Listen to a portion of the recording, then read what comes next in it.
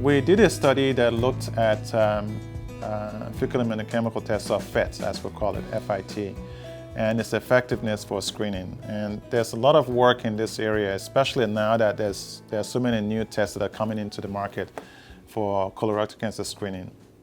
And so some of the work we're doing, similar to the study we've done, looking at just the overall effectiveness, but also the effectiveness among racial groups, is to look at the same question in people of different socioeconomic groups.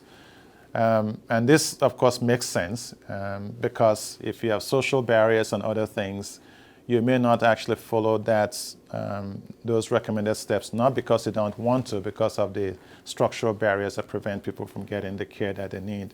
So we want to be able to do that analysis to determine whether or not there are differences in effectiveness across different socioeconomic groups for social reasons, not for biological reasons. The other important piece of work that we've done and continue to do is that if we get these tests to people, everybody in the community, we will have a very high population level effect. In other words, we can actually reduce disparities in the community at a community level.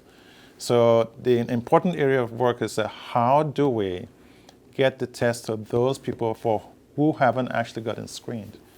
And this is really a critical piece for us. It's a lot of implementation science work that we are doing. There are other investigators like Dr. Paskett who are doing this work at the James, looking to see what are the best ways in which we can deliver this test effectively to people, but also to make sure that when it is positive, all right, they actually go on to have the colonoscopy that's needed, and when it's found to have cancer, they go on to have the treatment that is needed. Because if none of those things happens, then the benefit of screening is not quite realized.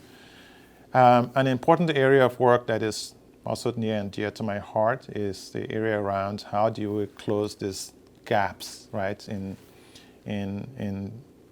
mortality or incidence or burden of the disease.